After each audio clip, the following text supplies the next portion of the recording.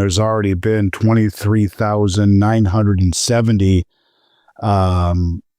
gold contracts that have stood for delivery. That's 2.397 million ounces, and plus 8,305 silver contracts, or 41,525,000 troy ounces issued and stopped so far, and the month has just started.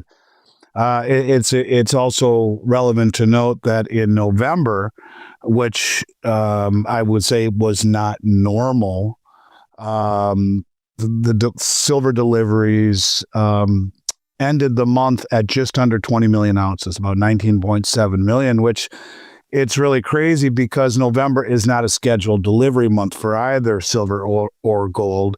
There was 1,267,000 ounces of gold delivered. Issued and stopped is the correct terminology. But the first day, this month, the December contract, day one, we saw 7,330 contracts stand for delivery in silver, which is 36, almost 37 million. That's more than $2 billion worth. And although it's not a record, it's close to it. April was the biggest record of just under 12,000 contracts. But to see a 2-day, that's day one, and 2-day obviously added more, but it's just insanity, where there's already been 2.4 million ounces of gold and almost 42 million ounces of silver delivered in 2 days. This is the same type of volume that we've seen all year long. And, it's funny, you and I started talking about this in 2020 before anyone did. And now it's just mainstream, and mainstream in our business. And I think this will continue until it doesn't, meaning until stuff is just depleted and it's becoming more and more obvious that this is an imminent deal. At the same time, you have one of, if not the largest short position in COMEX futures market, along with a massive short position in SLV, one of the largest ever. And at the same time, you have the LBMA, which is running on fumes. And, it's a situation where the delivery via mechanisms are breaking down. Almost 90 million ounces have been delivered off of COMEX this year, since October, pardon me. And I don't know, since October 1st, 90 million, it's accelerating at a level that I don't think people understand or take for granted. And I think the way that you break that up is just to simply say that, let's make an analogy, right? For years, everyone pretended that, let's call it a cardboard box was full of cookies. There's a picture of a cookie on the outside. And the thing of it, and they would trade that. But now everyone is saying, no, I want the cookies. And people are realizing that the box is pretty much empty. And when that happens, this pretend cookie game, which you could call the derivatives, falls apart. And real cookies, gold and silver, become much more valuable. And that's why prices are rising. And why the dollar and other currencies may look weak when the truth comes out. So, yeah, I think it's a big deal. There was this report that JP Morgan shifted its offices to Asia in the middle of the night, that they were told that the people had like 5 days to move their family and everything to Singapore. I believe that is false. So everything that I'm reading tells me that that's not true. I guess we'll find out and we will see, but I know a lot of people have been asking about that. The bottom line, then again, to me, is that the market runs on trust. And when you believe that you'll get delivery of what you were promised, and that trust has been built up over decades, then the system works. And you buy a contract, you can stand for delivery. The metal's there. That's why COMEX has set the price of gold and silver forever. And the analogy is like a bridge that handles a whole bunch of weight until it doesn't, like the 35W bridge in Minnesota that collapsed that I drove over 5 million times. And you're seeing that in London. You're seeing that in the COMEX now. And I don't know. I think that this is going to be a story that gains a lot of traction over the coming weeks and months. I think that the price of silver is just beginning. I really, truly, truly do.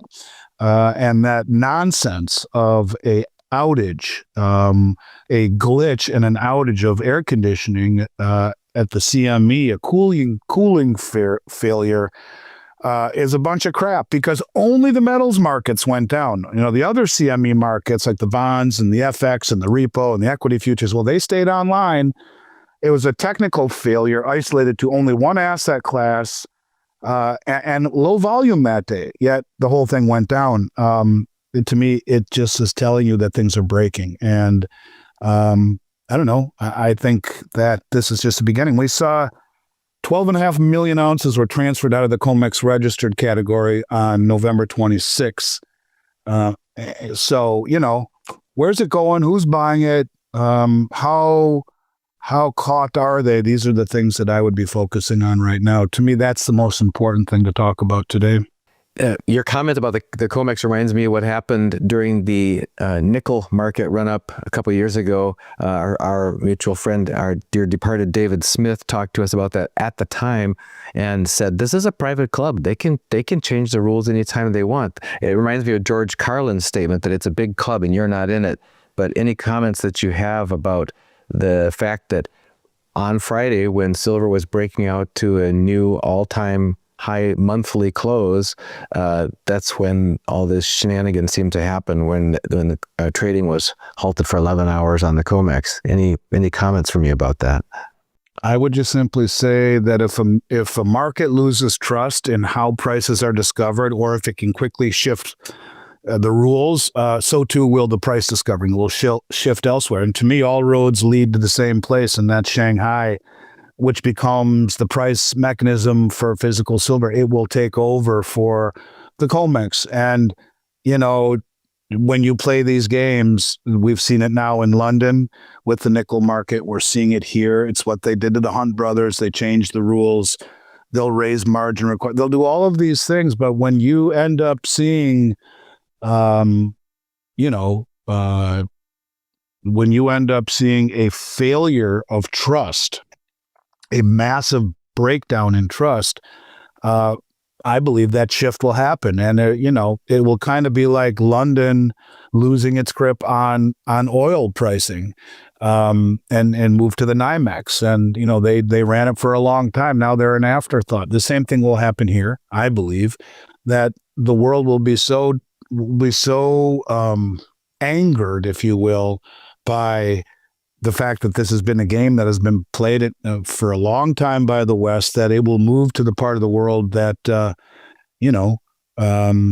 center of gravity will move towards Asia, I guess is what I'm trying to say. So, yeah, I think that that's going to happen. I don't know when, but ultimately, in a world of probabilities, I'd put a high level of certainty on that at some point, it just moves to the part of the world that is cash and carry instead of promises and rehypothecation. In other words, you buy in Asia, you pay your money, you get your bars, and out you go. And before you buy it, you have to buy a bar from one of the pre-approved refineries, and they laser etch the number of the contract that you have on that bar. There is no shenanigans there.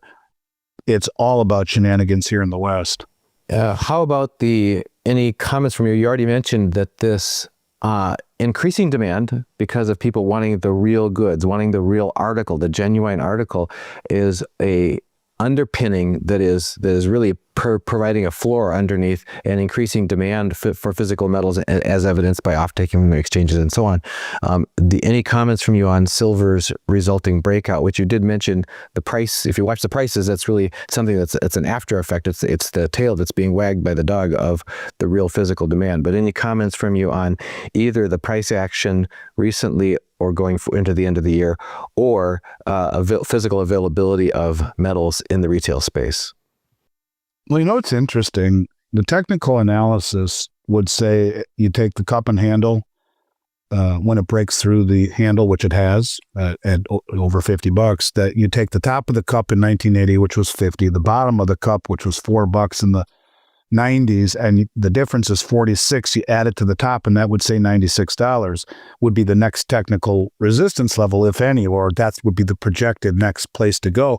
And if you take a 42 to 1 ratio right now, or even call it 45 to 1, where it's averaged for the last 100 years, the silver to gold ratio, even though it's been coming out of the ground for 5,000 years, it's 16 to 1, and now it's 7 to 1, meaning it's depleting in nature.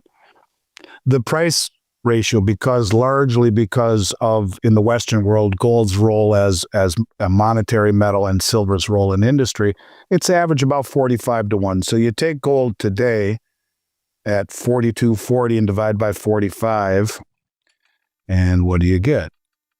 42.40 divided by 45 is $95. Well, isn't that interesting? That would be where it would tell you to go, where you take the top minus the bottom, which is 46, add it to the top, that would say $96. So, I mean, if you were to see silver at the end of the year at $96, it would not be crazy at all. And if you take 42.40 and divide by 7, it's going to be somewhere around $600, 605. As insane as that sounds, that would match the geologic footprint right now. So yeah, I think silver is the asset of a generation. And I want to always hammer it home. I'm not telling people to buy it to become wealthy. It is wealth. And the biggest money in the world is showing you that. The sovereign wealth funds and the central banks, who have now largely reclassified silver a critical mineral. The U.S. government has. The EU did it in 2023. China just did it, and they are restricting exports. And China, as we've said ad nauseum on your show, the second largest producer in the world, is flying to Peru and Mexico and buying doré and concentrate, paying twice what the rest of the world will, and ship it back to refine it. If they're the second largest producer, then why the hell are they doing that? Because it's worth far more than the currency used to buy it. The prices are wrong. They've never been allowed to reach full price discovery when you have the largest concentrated commodity, concentrated short position of any commodity of the 1,000 plus traded on COMEX for years.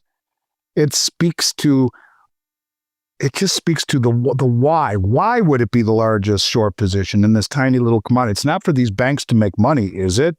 Sure, they do, but is there something bigger behind it? And we've talked about that forever. So yeah, what we're witnessing right now is the inability of the players that have used the Western dominance, which is big checkbooks, big pockets of cash, to continue to suppress the price naked. It's now an existential threat. And you're seeing that. The rumor is the reason they stopped is there's one big trader who took possession and would not roll it over a stamp for cash delivery, perhaps an Asian trader who wanted over 400 million ounces of silver. Give it to me. And so, all of a sudden, the cooling breaks down over Thanksgiving in one of the most thinly traded markets of all. So there's virtually no activity, but just those servers broke down. Right. So the point of it is that this signals, just like the LBMA said, sorry, it's not L plus or T plus 1, it's T plus 8 weeks. Right. We don't have enough manpower or trucks. The Western system is crumbling under their own narrative, and they are losing trust. And that ain't good when a system is completely built on trust and it starts to, as the water recedes, what's the old adage, you see. Warren Buffett said, when the tide goes out, you get to find out who was swimming without swimming trunks. Yeah. Right.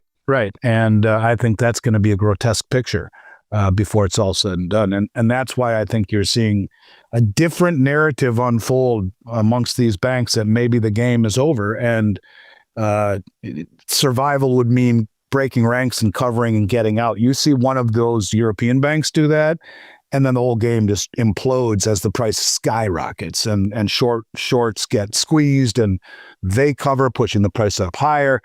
This is a big deal, and I think it's just beginning right now.